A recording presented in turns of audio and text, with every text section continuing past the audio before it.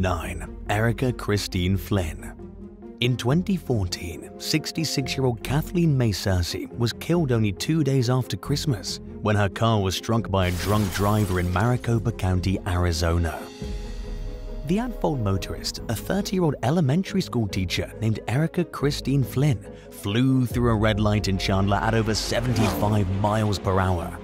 Without braking, she rammed straight into Searcy's vehicle as it waited to make a left turn.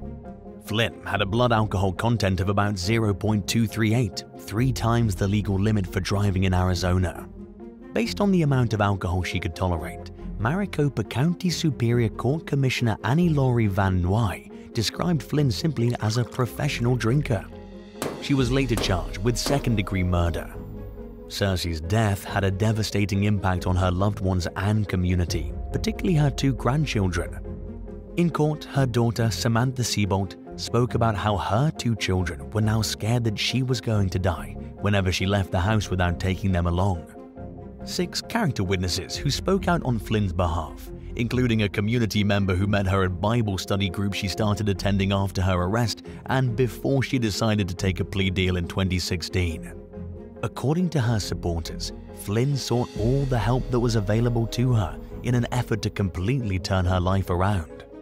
But it wasn't enough to spare her from prison time. Flynn pleaded guilty to manslaughter and was sentenced to about 11 years in prison, followed by 3 years' worth of probation. At her sentencing, she reassured the court that she planned to continue seeking substance abuse treatment options and other types of counseling while serving out her time. 8. James E. Jackson. After multiple failed relationships, Kathleen Cullen decided to swear off dating and instead focus on her career.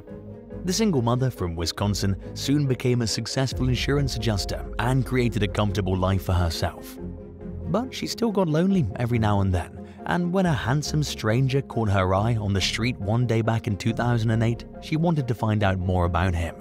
There were a few red flags right off the bat. The man told Kathleen that he'd just broken up with his girlfriend and that someone had stolen his wallet. He also said that he needed a ride to a train station so he could get back home to Michigan. Kathleen didn't usually pick up hitchhikers, but the man, who identified as James, seemed harmless enough, so she made one exception. During the drive to the station, she realized that he was extremely charming. She dropped him off and secretly hoped they would meet again one day. James called Kathleen just 1 day later. By the end of the week, they were talking on the phone for hours every night. Despite not knowing much about James or his history, Kathleen agreed to let him visit her house as a friend, strictly platonic. He started spending weekends there, and Kathleen welcomed his presence because he helped a lot around the house. James gradually began showing an interest in a romantic relationship with Kathleen. By then, it was obvious that he didn't have a steady job or anything for that matter. Kathleen told James that if he started working, she might consider taking things to the next level. Suddenly, James had a job, or at least that's what he said. They became a couple, and soon enough James persuaded Kathleen to get engaged, even though she felt like things were moving a bit too fast between them. On the day before Christmas Eve, James suddenly had to leave town for a business trip in North Dakota. Kathleen drove him to the airport and let him borrow her cell phone because he didn't have one, and she wanted to keep in touch while he was gone. But he didn't call, and Kathleen wasn't able to reach her phone. With a sinking feeling in the pit of her stomach, she checked her credit card statement. Sure enough, James had racked up over $3,000 in charges, which included a one-way plane ticket to Hawaii. He also stole about $4,000 worth of jewelry. Kathleen quickly cancelled her credit card and went straight to the police, who contacted law enforcement in Maui. They hoped to track him down on the island and arrest him. Meanwhile, Kathleen went into detective mode herself about being deceived. She scoured her phone records and called every number that James had called using her phone. It quickly became clear that James was scamming many other women. She also spoke with several relatives and an ex-wife who confirmed that James never worked and that he made a living by tricking women and taking their money. Once he no longer had access to Kathleen's card information, he called her and begged for financial help. He said he was desperate and had nobody else he could contact, but by then he'd already gone way too far. Kathleen shared the phone number with police officers in Maui who traced it to a hotel room. They quickly took James into custody on multiple charges in both Hawaii and Wisconsin. He was visiting another woman at the time, who he also proposed to with one of Kathleen's rings. James charged the hotel room, meals and other expenses on her credit card until it was eventually cancelled, at which point he persuaded his new victim to cover the tabs. She soon got sick of paying for everything and wisely ended their time together before the police got there. James ended up doing jail time for his crimes, and Kathleen moved on with her life. Instead of looking for a new boyfriend though, she went back to being happily single and focusing on her family, which was probably for the best. 7. Wendell Popejoy and Sheila Bongi. A dispute between neighbors in a rural community outside Nunica, Michigan, quickly turned deadly on the day after Christmas in 2017, when 63-year-old Wendell Popejoy was pushed to his limit. He openly admitted to approaching his next-door neighbor, 59-year-old Sheila Bongi, while she was outside snow-blowing her driveway and shooting her from behind with a revolver during an ongoing years-long feud. According to several court documents, the rivalry dated as far back as 2015. During 2016 alone, police were called to the properties of these two at least 13 times. Like most tit-for-tat spats between neighbors, many of the complaints they made against each other were incredibly trivial, revolving around things like pets trespassing into another's yard and vehicles blocking a shared roadway. In reports outlining previous incidents, deputies often described Sheila Bongi as explosive and irrationally angry. The nature of Bongi's behavior that was described in the complaints suggested that she may have been the aggressor more than once. She also had problems with neighbors other than Popejoy. 81-year-old Donetta Gould told the Detroit News that she was out walking her dog one day about a month before Popejoy killed Bongi, when Bongi suddenly pulled up beside her and said, unprovoked, "I hope you fall and break your hip." Gould responded by giving Bongi the middle finger, and Bongi gave her 2 middle fingers right back. This was typical behavior, according to Gould and other members of the community, including at least one person who filed for an order of protection against Bongi for a separate incident. On the day Popejoy decided to pull the trigger, Bongi was purposely blowing snow in neighbors' driveways, and it wasn't her first time doing this either. It was allegedly among her many frustrating habits, and on that particular day, Popejoy decided he had reached his limit with what he was going to tolerate. 2 days after he shot and killed Bongi, her body was located behind his property. Popejoy had no criminal record before his arrest for the murder, and while countless community members defended his reckless decision, it's illegal to kill your neighbor no matter how annoying or rude they are. Authorities charged Popejoy, and he was ultimately convicted of first-degree murder. He appealed the conviction though, arguing that a manslaughter charge would be more fitting since he acted in the heat of passion, but the court upheld the ruling that the murder was premeditated and carried out deliberately. Popejoy remains behind bars for life, without parole. Would you rather live next door to someone insufferable who refuses to try getting along, or a hoarder whose home is both a safety hazard and an eyesore? Let us know in the comments below. 6. James Joseph Dresnok. After going through an extremely difficult childhood and ending up in foster care, James Joseph Dresnok decided to join the United States Army in hopes of finding some new direction in life. But the universe continued to disappoint him. By the time Dresnok was sent to South Korea in the early 1960s, he already had a failed marriage under his belt. Crushed over his ex-wife's cheating and with no family to speak of, he had nothing to go back to in the US. Dresnok was also growing sick of the army. He didn't like the way he was treated by his superiors, and he was tired of getting ordered around. Facing a possible court-martial for his misbehavior and fed up with his life, he simply walked away from his post at the demilitarized zone one day and started walking north. The moment he was taken into custody by North Korean soldiers, he lost all decision-making power over his own life, which maybe he wanted. After being subjected to intense interrogation, Dresnok was put in the company of 3 fellow US military deserters. They spent years under close watch while they learned the Korean language and studied the Juche ideology, an offshoot of Marxism-Leninism developed by North Korea's original dictator Kim Il-sung. It emphasizes the importance of a country's survival through self-sufficiency and discourages relying on other countries as much as possible. Dresnok and the other defectors were eventually granted North Korean citizenship after a few years.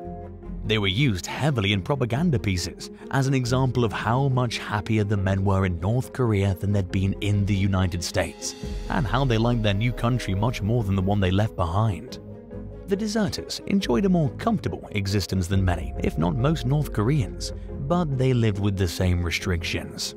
Leaving the country was out of the question, and they had no choice over where they lived or even what they did for a living. They relied on government food rations as well as healthcare, and had to adjust to life in a surveillance state, where civilians are closely watched by both the police and military. If Dresnok or his friends ever disliked living in North Korea, they weren't allowed to say it without suffering intense consequences. Their best bet was to accept where their decisions landed them and make the most of it. During an interview in the 2006 documentary Crossing the Line, Dresnok said he didn't regret his decision.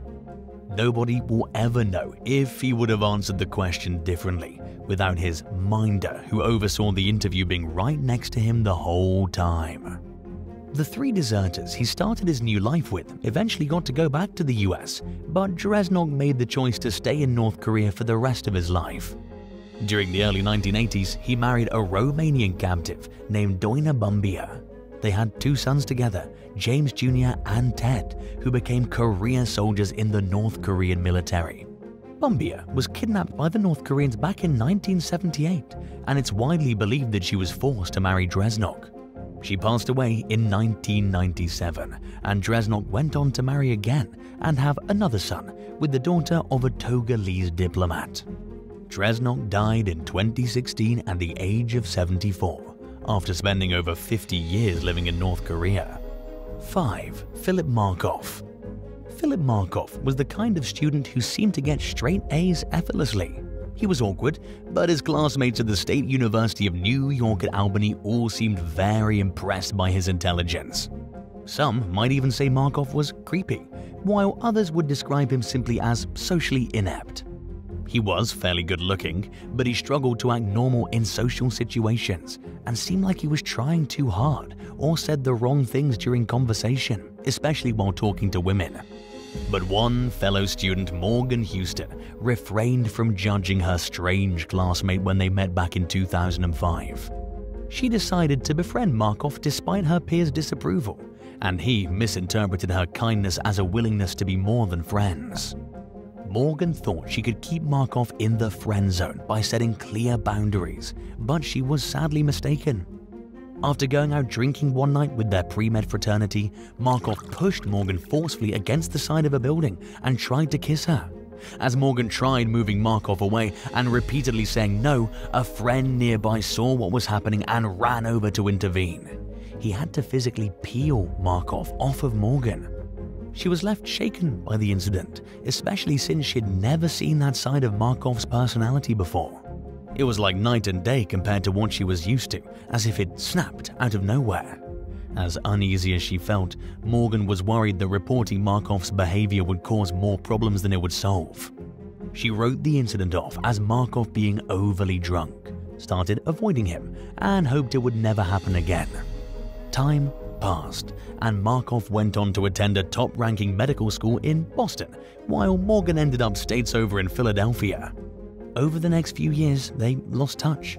She put the traumatic event behind her until one day in 2009, when she turned on the news and saw that Philip was being arrested for attacking and killing women. As one of the few serial murderers nicknamed the Craigslist Killer, Markoff targeted his victims through personal ads on Craigslist. Over a week-long period, he lured 3 different women behind closed doors. He killed one woman named Julissa Brisman, who'd posted an ad offering massages, and brutally assaulted and robbed another escort. Markoff was also accused of trying to rob a stripper. During a search of his apartment, police discovered his victim's underwear, which he kept as some sort of disturbing memento of the women he assaulted. They also found the gun he used to kill Julissa Brisman, along with the type of zip ties he used to tie up his other victims. For someone with boyish good looks, a beautiful fiancée, and a world-class education, his crimes made no sense whatsoever. It was clear to investigators that he had developed a gambling addiction, but that only explained the robbery portion of his crimes. Markoff's once bright future now looked grim as he faced a long list of charges, including first-degree murder. The world will never know what compelled him to commit such horrific crimes. He never admitted to his acts, and he passed away in jail while awaiting trial, taking any explanations he might have eventually offered to the grave. The good news is that he'll never get the chance to harm another living soul. 4. Judge Tammy Kemp. In October 2019, a former police officer from Dallas, Texas named Amber Geiger was sentenced to 10 years in prison for killing an innocent black man in his apartment. 26-year-old Botham Jean was minding his own business, eating ice cream in his living room, when Geiger, who lived in the same building, went into his apartment thinking it was her own. The off-duty officer had just finished up her shift, and she missed several obvious signs that she was on the wrong floor, including the apartment number on Jean's door and his red welcome mat, which looked nothing like her own. Jean was unarmed and sitting on his couch when Geiger suddenly showed up. Instead of realizing she was in the wrong place, Geiger decided to shoot Jean twice in the chest with her service weapon that she still had equipped. She called 911 as soon as she realized her mistake, but it was already too late to save Jean, who died from his injuries. Authorities charged Geiger with manslaughter at first, before upgrading the charge to murder. In the meantime, protests broke out across multiple states in the US over the appalling numbers of unarmed black men who were dying thanks to corrupt police. Geiger's defense attorney argued that his client thought she was in her own home and mistook the victim for an intruder. Since both apartment units had the same layout, it didn't immediately click for Geiger that she was in someone else's residence, and she was acting on autopilot when she pulled out her gun. The defense denied that race played any role in the crime at all. But as you already know, the jury was unconvinced by the explanations offered by the defense, and Geiger was handed a 10-year prison sentence. It was far below the 28-year sentence recommended by the prosecution or the 99-year maximum Geiger could have faced. She could see freedom as early as 2024 after serving a measly 5 years. Botham Jean's surviving family members accepted this decision, but many racial justice advocates were outraged by what seemed like yet another slap on the wrist for a white person killing a person of color. Activists were infuriated even more when the African-American judge overseeing the case, Tammy Kemp, actually hugged Geiger at the end of her sentencing hearing. Kemp also gave the newly convicted killer her Bible and referenced John chapter 3 verse 16, a famously known passage that discusses salvation.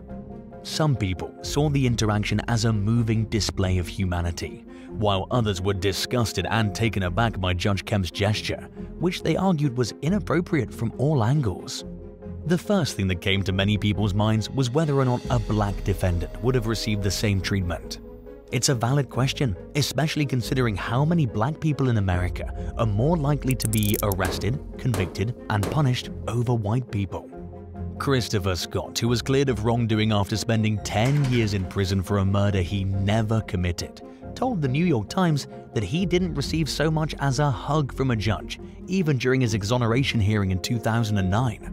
As an advocate for the wrongly convicted who's attended countless exoneration hearings, he'd also never seen a judge extend this kind of compassion to any other black person, let alone shake their hand.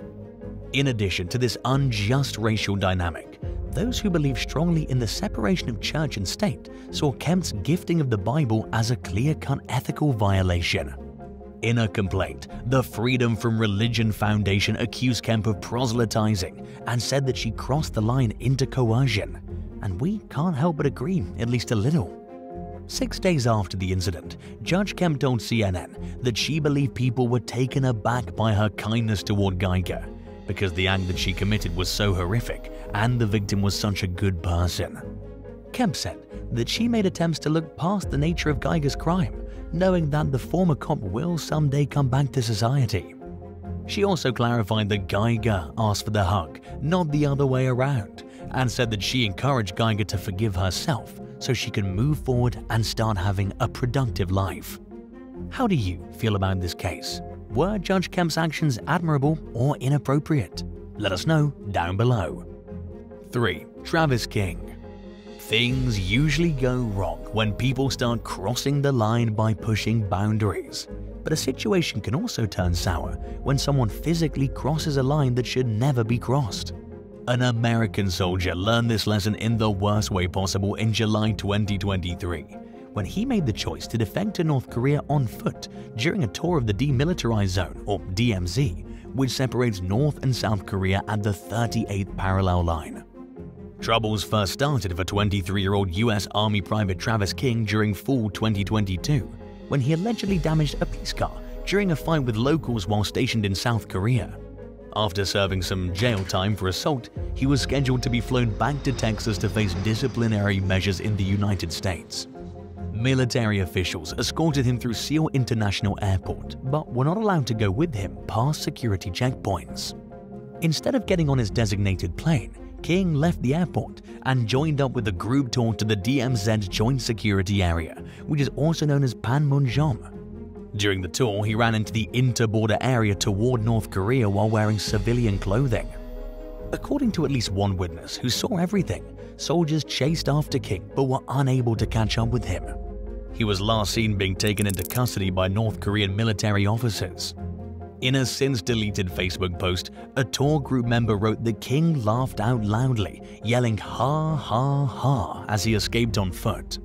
Another tourist named Sarah Leslie told New Zealand's One News that she initially thought King was just pulling some dumb stunt for a TikTok video.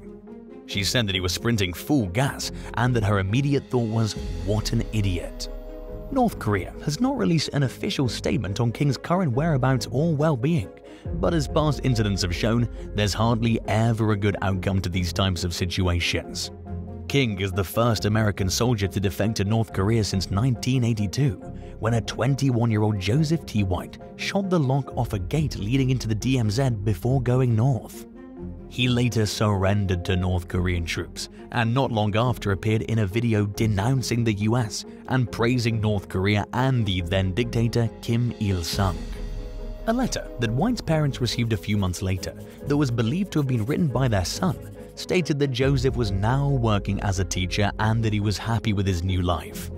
He gave no explanation for why he defected or his whereabouts, leaving his family without the answers they desperately longed for. But they were still grateful to hear from him in the first place, especially since it seemed like he was doing okay. In 1985, White's parents got a letter supposedly written by one of his close friends, saying that their son had drowned in a swimming accident during a picnic beside a river. Nothing else is known about his fate, or if this information was accurate. White is one of a handful of American defectors to North Korea who never came back to the United States, while only a few others were being held in the country for decades before being sent home.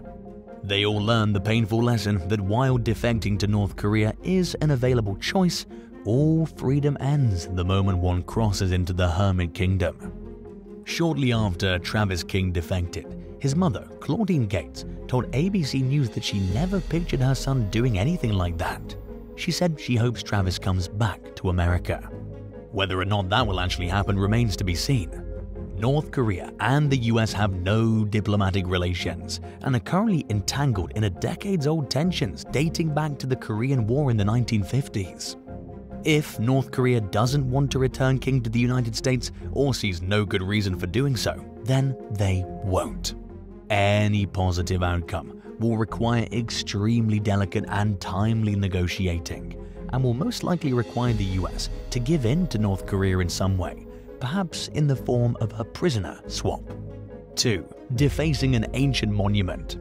A video that went viral back in May 2023 showed a tourist using a pair of keys to sketch his and his girlfriend's names straight into a wall of the 2,000-year-old ancient Colosseum in Rome. As a horrified fellow traveler watched and filmed the despicable act of vandalism, the man happily carved away, writing Ivan plus Haley 23623 directly into the brick. The couple also seemed oblivious to a nearby sign that clearly warns visitors against climbing and writing on the arena's walls. The person recording the video could be heard saying, "Are you serious, man?"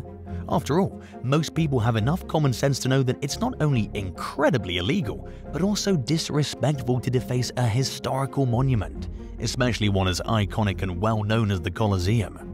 Italian officers confirmed that the vandalism was genuine and not a publicity stunt for social media as some people initially suspected. They vowed to do everything in their power to identify and arrest the man responsible for the crime, which can come with a prison sentence of up to 5 years and a massive fine of 15,000 euros. Sadly, this was not just a one-off incident. In 2020, lawmakers imposed stricter punishments for vandalizing cultural heritage property in response to a series of incidents centered around reckless tourists.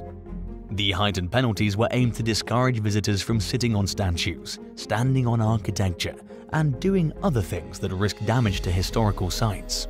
Around the same time, the country started to see an uptick in damage to cultural locations by climate change activists, acting not out of carelessness or stupidity, but a deliberate disrespect. These demonstrators have been known to spray paint historic buildings, fountains, and other impressive monuments. Their intended goal is to raise awareness about the Italian government's inaction in response to climate change, but most would agree that there are less destructive ways to get this message across.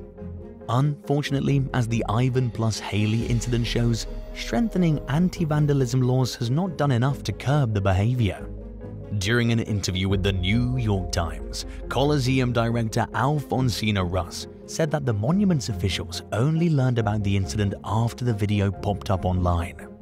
She said that the person who recorded the footage should have reported the vandalism to security, which would have made it easier to catch the culprit and could have possibly spared authorities from having to track him down all the way in another country. According to the most recent updates on this case, Italian police believe Ivan is a fitness instructor who lives in Bristol, England. They reportedly mailed him a letter letting him know he's under investigation and could face serious legal charges. 1. Dan Price. In 2015, the CEO of a Seattle-based company made headlines across the country for his decision to take a massive pay cut in order to pay his workers more.